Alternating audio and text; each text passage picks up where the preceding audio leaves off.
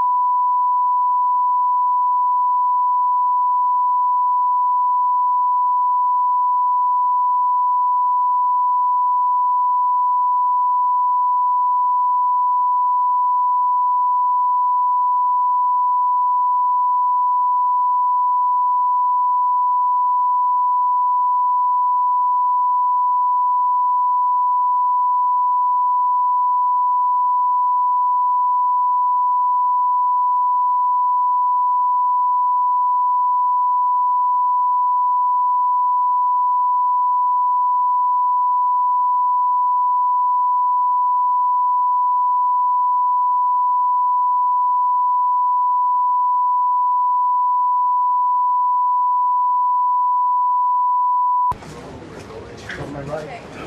On my right. On my right. Just TV How first. video? Just videos. Watch out. Watch out. No video. No video. Give me a second. Photographers will be there. Yep.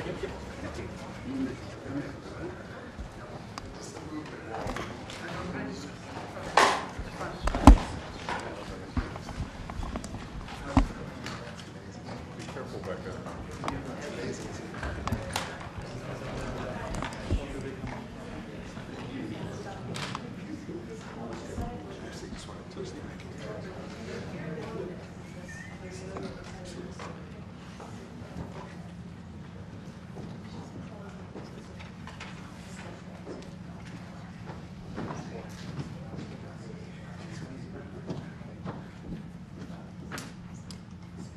Well, thank you very much, everybody. It's a great honor to have President Ferdinand Marcos Jr. of the Philippines, a great family legacy, and highly respected in this country. I know that because I have many friends in the Philippines, and there's great respect, or I couldn't say it, so congratulations. Thank you. We're going to be talking about trade. We're going to be talking about war and peace. They're a very important nation militarily, and we've had some great drills lately. We're back with them. I think I can say that the last administration was not getting along with them too well. They didn't get along with anybody. They didn't know. Honestly, they didn't know what they were doing. But we have some fantastic military relationships with the Philippines, and that's been reinstituted. And Pete, I would say that you couldn't be happier, right, with the relationship. So I just want to say it's an honor to have you. We're going to talk about trade today, and we're very close to finishing a trade deal, big trade deal actually. And we do a lot of business with you. It's a lot of income coming in for both groups. But I was surprised to see the kind of numbers. They're very big, and they're going to get bigger under what we're doing and what we're proposing. And I just want to thank you for being with us. It's a great honor. You and your representative. It's really a great honor. We have a big announcement. AstraZeneca, the big drug company, is going to spend $50 billion, just announced $50 billion in the United States in order to build various places all over the country, big manufacturing plants, pharmaceutical plants all over the country. So that's an honor. And he said they did that because of the election and because of the fact that the tariffs are placed. So they're building their facilities in New York. $50 billion, that's a big investment. And it's going to be a very good investment. I have no doubt about it. So thank you to AstraZeneca. And with that, I'd like to have you say a few words, please. Thank you very much, Mr. President. Of course, we're all very happy to be here to once again reaffirm the very strong ties between the Philippines and the United States, the ties that go back over 100 years.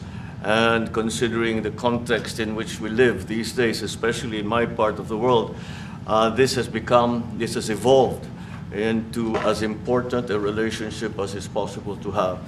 We must remember that the United States is our only treaty partner in the Philippines, and that has stood us in good stead over the years, certainly through the Second World War, and the cultural memory of all Filipinos, down to even the school children, is that our strongest, closest, most reliable ally has always been the United States. And that is something that we value, that we are grateful for, and that we will continue to foster as we go on. With the leadership of President Trump, I am very confident that we will be able to achieve that. I think it is worthwhile to remember that it was President Trump who, in his first term, characterized the relationship between the Philippines and the United States as ironclad. And that has been necessarily the case since that time that you made that statement, sir. And it is something that the Philippines will always hold close to its heart. Thank you once again, and we are honored, and it is our great pleasure to be here and to visit with the President of the United States. Thank you, sir. It's my great honor. Any questions, please? Mr. President? Yeah, please, go ahead. Go ahead. Mr. President,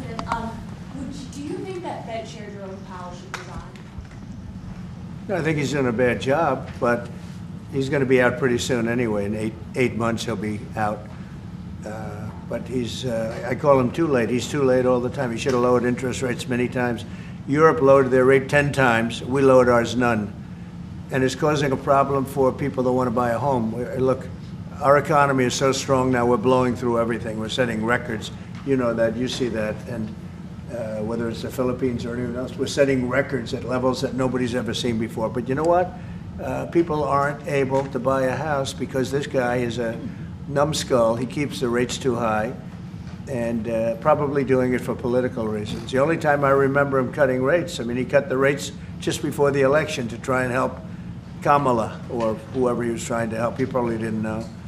And he's building a building. He's $2.7 billion. They have a $900 million overrun. What is that? And that was given by Biden. That was another Biden deal. And this guy's building this building that's severely overrun.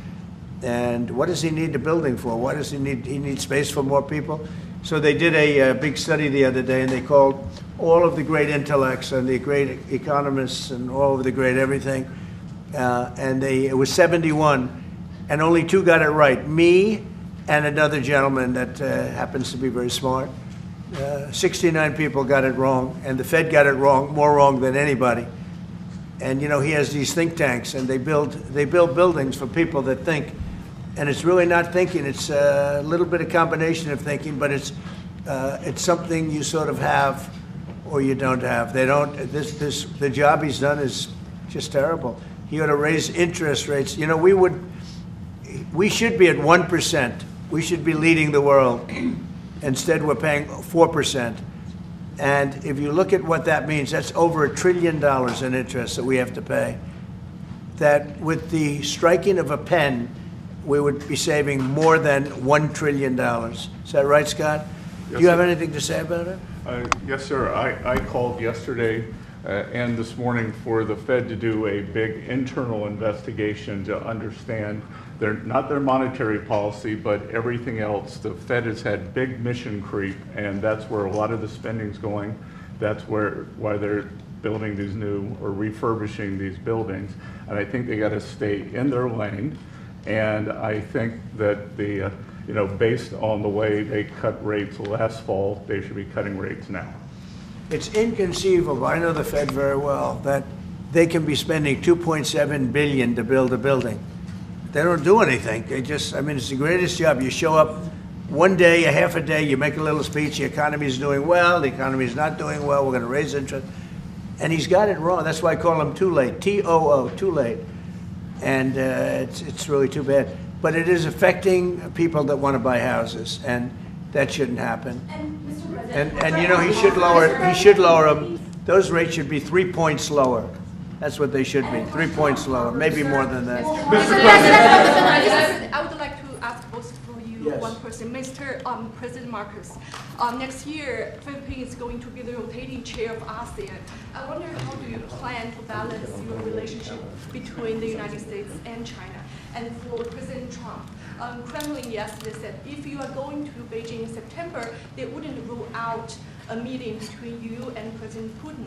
Is such a meeting possible? And how soon do you plan to visit China? Well, we have a lot of meetings possible. President Xi has invited me to China, and we'll probably be doing that in the not too distant future, a little bit out, but not too distant. And I've been invited by a lot of people, and we'll make those decisions pretty soon.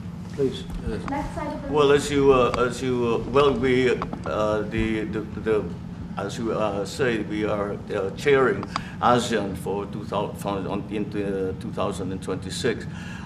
There is no need, in a sense, to balance, as you characterize as, to balance our relationship within the United States and China, simply because our foreign policy is an independent one, and we are essentially concerned with the defense of our territory and the exercise of our sovereign rights. Now, whether we do this not alone, We need to do this with our partners. And again, our strongest partner has always been the United States. But of course, we are trying to form coalitions and multilateral relations so that those like-minded nations who share the same values as we do, who hew to international law, most specifically the UNCLOS,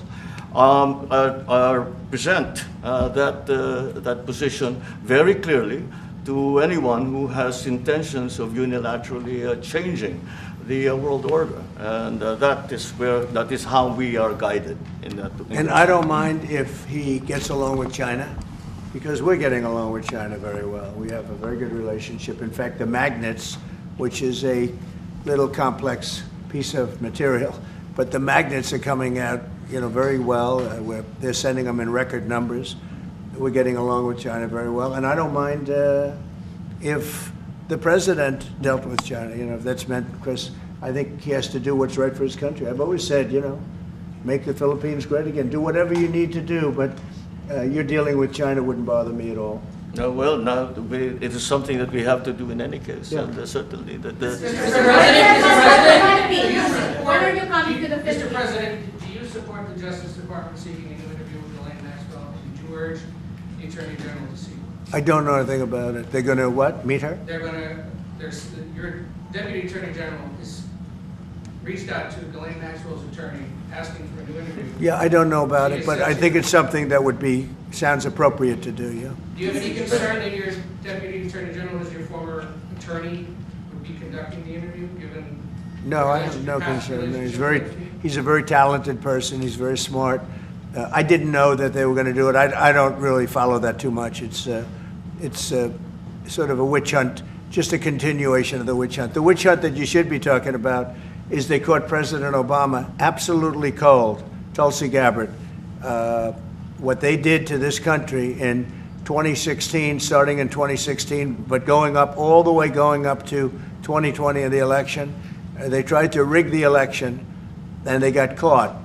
And there should be very severe consequences for that. When we caught Hillary Clinton, I said, you know what? Let's not go too far here. It's the ex-wife of a president, and I thought it was sort of terrible. And I let her off the hook, and I'm very happy I did. But it's time to start, after what they did to me, and whether it's right or wrong, it's time to go after people. Obama's been caught directly. So people say, oh, a group. It's not a group. It's Obama. His orders are on the paper. The papers are signed. The papers came right out of their office. They sent everything to be highly classified. Well, the highly classified's been released. And what they did in 2016 and in 2020 is very criminal. It's criminal at the highest level. So that's really the things you should be talking about. I know nothing about the other, but I think it's appropriate that they do go. May I ask you about that, Mr. President? Yeah. Tulsi Gabbard has submitted a criminal referral to the Department of Justice. From your perspective, who should the DOJ target as part of their investigation? What specific figures in the Obama administration? Well, based on what I read, and I read pretty much what you read, it would be President Obama. He started it. And Biden was there with him, and Comey was there, and Clapper. The whole group was there. Brennan, they were all there in a room. Right here, this was the room. This is much more beautiful than it was then, but that's okay. I have nice pictures up. They came out of the vaults.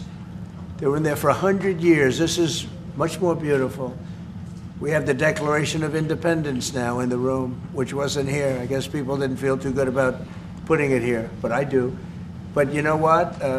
If you look at those papers, they have them stone cold, and it was President Obama. It wasn't lots of people all over the place. It was them too. But the leader of the gang was President Obama, Barack Hussein Obama. Have you heard of him? And except for the fact that he gets shielded by the press for his entire life, that's the one they... Look, he's guilty. It's not a question... I like to say... let's give it time. It's there. He's guilty. This was treason. This was every word you can think of. They tried to steal the election. They tried to obfuscate the election. They did things that nobody's ever even imagined, even in other countries. You've seen some pretty rough countries. This man has seen some pretty rough countries, but you've never seen anything like that. And we have all of the documents.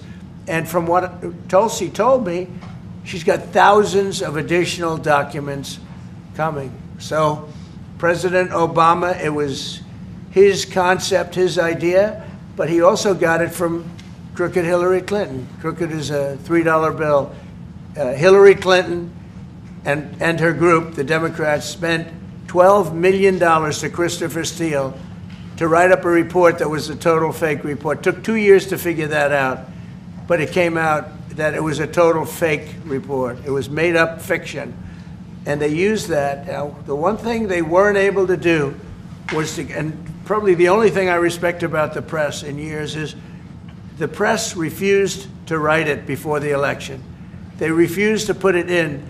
The Steele report was a disaster. All lies, all fabrication, all admitted, an admitted fraud. She paid $12 million, and the Democrats, for that report to a wise guy named Christopher Steele.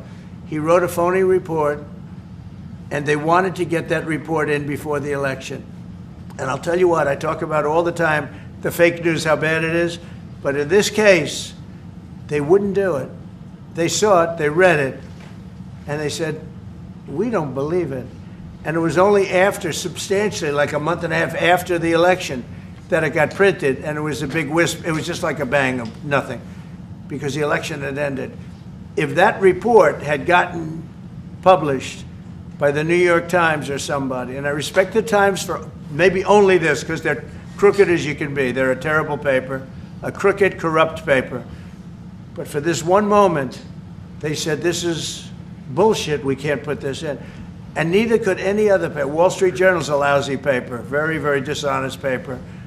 As you see, I'm suing them for a lot of money because they do things very badly. It's got a nice name, but it's really, in my opinion, it's a terrible paper. And it can be corrupt. But just so you know, they didn't take the Steele report. It was the dossier. Remember the famous dossier? I called it the fake news dossier. The news wouldn't publish it. And I'm amazed. They had 2.5 months. It was finished. 2.5 months. That was supposed to be what was going to happen. And it got published a couple of months after the election. And frankly, nobody cared too much about it. But that was a big thing. No, we caught Hillary Clinton. We caught Barack Hussein Obama. They're the ones. And then you have many, many people under them. Susan Rice. They're all there. The names are all there. And I guess they figured they're going to put this in classified information and nobody will ever see it again, but it doesn't work that way. And it's the most unbelievable thing I think I've ever read. So you ought to take a look at that and stop talking about nonsense, because this is big stuff.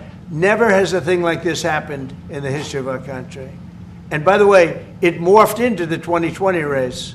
And the 2020 race was rigged, and it was a rigged election.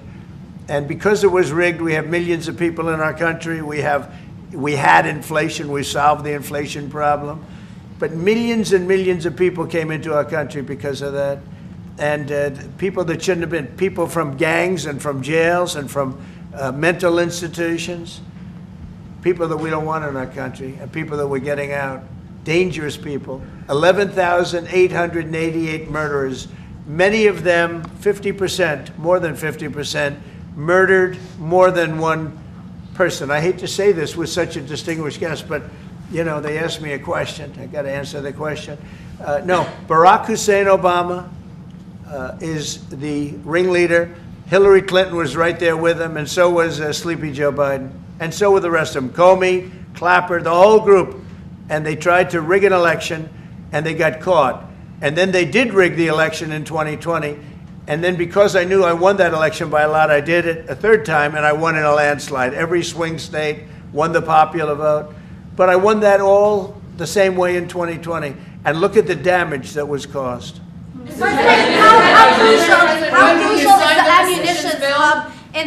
How crucial is the ammunition hub that the U.S. plans to build in Subic and the Luzon corridor, considering that these will be built in areas that hosts strategic ports as well as military air bases? You're talking ammunition? Yes, the U.S. House Congressional Committee on Appropriations approved a budget. Well, it's very important. Otherwise, we wouldn't have approved it. Sorry? Yeah, it's very important. Otherwise, we wouldn't. We need ammunition. We're going to end up in a few months, we'll have more ammunition than any country has ever had. We're going to have more missiles than any country has ever had. We're going to have all the speedy missiles. We'll have the speedy ones, the slow ones, the accurate ones, the ones that are slightly less accurate. We have everything. But we will have more ammunition than any country has ever had. It's very important to me. Okay. Go ahead, please, Red. Sir, when you say that you're close to making a trade deal, what gaps remain? And for President Marcos, sir, I was just wondering, do you not think that perhaps the Philippines hosting U.S. missile systems could be considered escalatory by China, especially because they can strike defensively by China? Thank you. Well, it's an honor to be with this gentleman. You know, I've known him, and I've known his family, actually, but I've known him.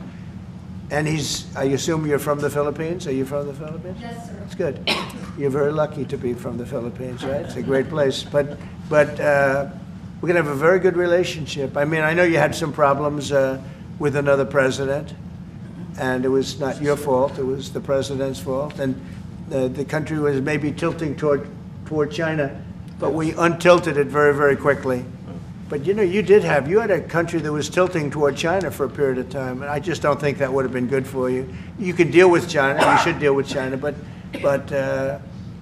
when I got elected, everything changed, and they came right back to us.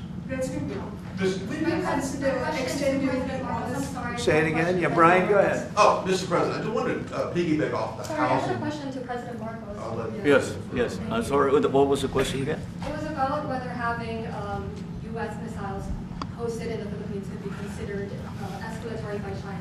All of the what we consider part of the modernization of the Philippine military is really as a response to the circumstances that surround the situation around the South China Sea, and now what we used to refer to as Asia Pacific, which we have expanded now to the Indo-Pacific.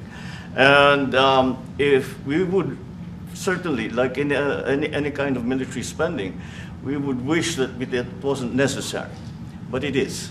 And so that is what we are doing. And as an adjunct to the question about the ammunition production, this is actually the United States is assisting the Philippines in what we call our self-reliance defense program, which is to allow us to be self-reliant and to be able to stand our own 2 feet, whatever the circumstances that occur in the future. And the reason that we have encouraged more interaction with the United States is because it is necessary. And it is not just with the United States. It is with all our neighboring countries, and even countries as far afield as the Scandinavian countries, the EU. And so this is an ongoing process. And again, I will stress the point that we do this because we feel it is necessary. And don't forget, just as tantamount to what you're asking, the Philippines were loaded up with ISIS and a lot of terrorists, and they were at a very, very dangerous point. And during my administration, we went in and we wiped them out, working with the Philippines, but we wiped them out. But if we didn't go in, I don't know what would have happened. I don't know who would be your president right now. But we spent a lot of time and a lot of talent on going into the Philippines and wiping out terrorists. They had a tremendous problem during my administration. And we cleaned it up, we got them out, and now you really have a good, solid country again. I believe so, yes. How can you make it more president, Mr. sir? President, I want to follow up on the housing question. Yeah. We've got no tax on tips, no tax on overtime, no tax on Social Security. How important is it we have no tax on home sales, capital gains, to unleash the housing market in this country? Well, we're thinking about that, but would also unleash it just by lowering the interest rates. If the Fed would lower the rates, we wouldn't even have to do that. But we are thinking about no tax on capital gains on houses. And I'm very impressed that you asked that question because nobody knew that. Well, How did you find that out? That's very. I wonder why there's somebody I'm very close to. There's a leaker. There's a leaker. I've also got a question. I find it a very interesting world that we know more about two people at a Coldplay concert just hours after that viral video Then we know of Thomas Crooks, 1 year after attempting to assassinate you. What is holding back the investigation on Thomas Crooks? Well, they've reported to me and they've told me things, and they really say they haven't found anything that was abnormal. I would say this, the Secret Service was very brave because they were right there and they jumped on me. They made a mistake. They should have had somebody on that roof, and they should have had communication with the local police who also, I mean, they did a very good job, but they made some mistakes, and we have a whole different group of people now. I don't think anything can happen, but I think we have the best people anywhere in the world right now, and I think they've learned. And, they went into him very, in great detail. They gave me the whole thing, and what can I do? They say that it was just a nut job that was looking to do this, and I spoke with the FBI, the new FBI. I spoke to the FBI. If it was the old FBI, I wouldn't have believed a thing they said, because the old FBI under Comey was crooked as hell. He was one of the most crooked. Everybody should read the Horowitz report. Unfortunately, Bill Barr didn't use it, but the Horowitz report, not appointed by me, it was a report on Comey and the FBI. It is one of the worst shots at a human being I think I've ever seen. In fact, the New York Times did an editorial that was one of the worst editorials I've ever seen about anybody. That was about Comey. You ought to go back and get, and Barr didn't use it because he didn't have the guts to use it, or something happened, I don't know. Too bad. He went to Mr. Durham. Instead of doing the Durham, all they had to use is the Horowitz report. And I always felt badly for Horowitz, frankly, because he's a Democrat, I guess. He was appointed by a Democrat. But that report has gotten lost, and it shouldn't be lost. You should all go back. It should be mandatory reading. Go back and read the Horowitz report on Comey and his cronies. And you'll see exactly, we're going to add that to all the stuff that we found. It just confirms it. But what we found is even more so. Now, we found absolute, this isn't like evidence, this is like proof, irrefutable proof that Obama was seditious, that Obama was trying to lead a coup. And it was with Hillary Clinton, with all these other people, but Obama headed it up. And, I get a kick when I hear everyone talks about people I never even heard of. It was this one. No. It was Obama. He headed it up. And it says so right in the papers. Got everything. This is the biggest scandal in the history of our country. And it really goes on to even the auto pen, because it all relates to the same thing. It all started the same sick minds. You have an auto pen, which is a tremendous, well, we don't have a president. We have an auto pen that signs everything. I'll bet you sign everything. You don't have auto pens. No, everybody. Who doesn't sign? You're the president of a country. But it's all that whole thing leading right up to the end of it is the auto pen. And the auto pen was used by people, and Biden knew nothing about it. They were signing documents that he knew nothing about. As an example, they released the Unselect Committee of Liability. The Unselect Committee spent 2 years grilling everybody, and then they destroyed all the evidence. You know why? Because the evidence made them guilty, and he gave them all a pardon. The Cheney, all the scum that was on the Unselect Committee, Cryan, Adam Kinzinger, and Democrats, and he gave them a pardon. Do you have something else, guys? I was just going to add one more thing on Adam Schiff. Director Pulte reports that Adam Schiff claims he lived in a one-bedroom apartment. Now, how does a family of four, and you're a developer, a very successful developer, how does a family of four live in a one-bedroom apartment? No, it looks like Adam Schiff really did a bad thing. They have him. Now, let's see what happens. It's not up to me. I stay out of it purposely. But it's mortgage loan fraud. It's a big deal. He defrauded banks and insurance companies and the federal government. But it's very simple. It's mortgage loan fraud. And you're right. It's a lot of people to live in a one-bedroom apartment, right? But he put it down. But he has a lot of other things far worse than that. So, no, Adam Schiff, they have him 100% on mortgage fraud. Now, if there's anybody else in this room except you would have no problem. But anybody else in this room, you'd have a problem. I'd have a problem. Yeah, please. So there was a hearing yesterday in the Harvard allow Harvard to get their federal dollars back as a part of any agreement with the administration? No, I'm not giving, Harvard's been given $7 billion, can you believe it, by the Fed? $7 billion, and we want money to go to all universities, not Harvard. Harvard got more than anybody else. They have $52 billion. They get huge tax incentives and tax breaks on that $52 billion, but they have $52 billion, and they got $7 billion over a short period of time. And we have a very hostile judge appointed by Barack Hussein Obama, a very, very hostile judge who knows exactly right from wrong, but you know, we expect to win it on appeal. She hasn't given a decision yet, but she's very hostile, and she was put by Barack Hussein Obama, and generally speaking, anybody that does that, we're gonna have problems with. So we don't expect to have, we won the case yesterday. Anybody that was there that was a neutral would say we easily won the case. But a lot of the case, and a big part of it's going to be how much money Harvard gets in the future. That's not part of the case, and they're not going to get very much. Mr. President, where are we in terms of negotiating about the reciprocal tariff? How far are we With who? from With the the Philippines? Yes, Oh. sir. How far Are you we from the Philippines? Yes, sir. Good. I'm from the Philippines. How far are we from achieving? Well, it's tough. He's a very tough negotiator. So far, we're not there because he's negotiating too tough. In fact, I used to like him better than I do now. He's too tough.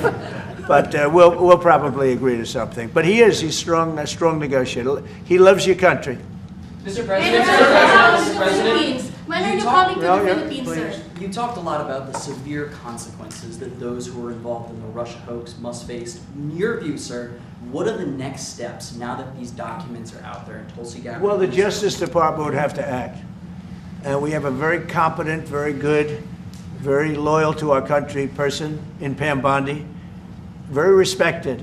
And it's going to be her decision. And just a follow-up to that, sir. Kristi Noem was in New York City visiting an off-duty CBP officer who was allegedly shot this weekend by an illegal alien who came into the country during the previous administration. Right. What is your message to any local leaders who continue to push sanctuary city policies after this nearly tragic incident? So the only thing I don't understand, because you like to understand things and we're all smart people and all, but why would they allow 21 million people into our country, unvetted, unchecked? You don't allow it. You wouldn't allow people then. He's tough. No, the country's run properly. Biden and his group of thugs, and I don't think it was Biden, I think it was the people that surrounded that beautiful Resolute desk right behind you. They allowed 21 million people, probably much more than that, and many of them came from jails and gangs and drug dealers and mental institutions, insane asylums. Many of them are very sick. 21 million, probably 25 million, probably even more than that. And we're getting them out. Many were murderers, as I said. They killed people. Many killed more than one person.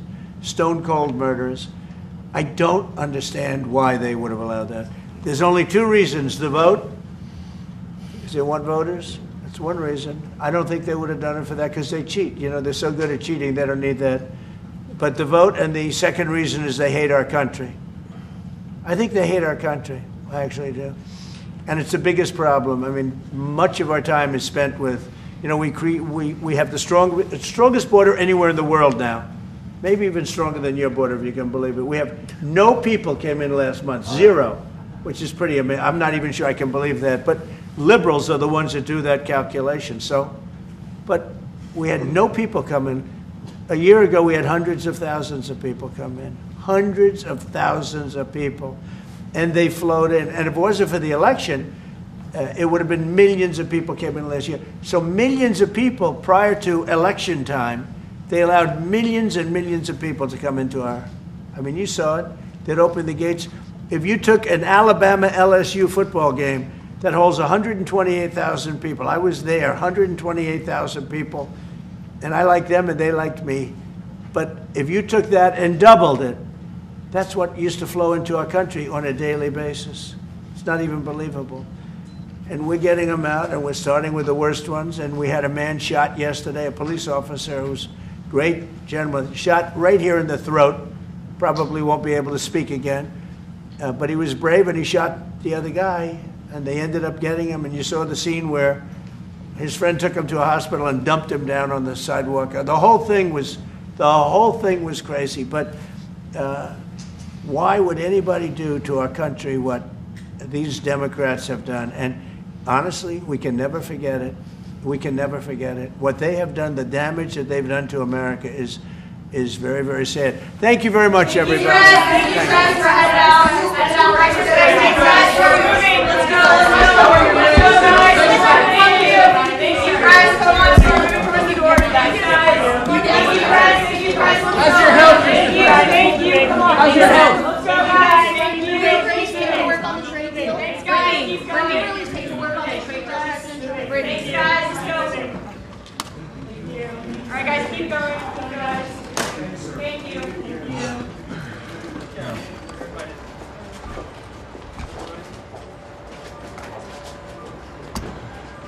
We're walking.